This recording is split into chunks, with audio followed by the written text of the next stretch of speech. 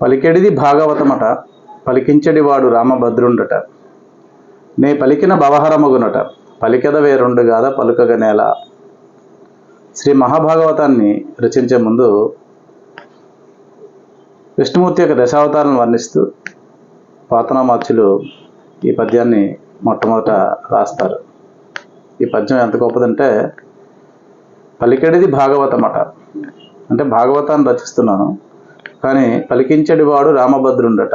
నేను రచిస్తున్నాను కానీ ఇది నేను రచించట్లేదు, నాతో శ్రీరామచంద్రుడే ఇది రచింప చేస్తున్నారు. నేను పలికిన భవహరమగునట.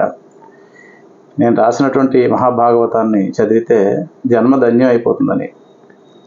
పలికెద వేరుండు గాద పలుకగ నేల.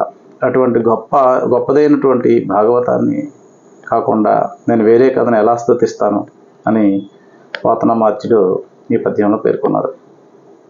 ఇందులో గొప్పతనం చూస్తే, అంటే నేను కాదు చేయించేది శ్రీరామచంద్రుడే, నేను నిమిత్త మాత్రమని ఆయన మనందరికీ కూడా సందేశాన్ని ఇస్తున్నారు. జై శ్రీరామ్.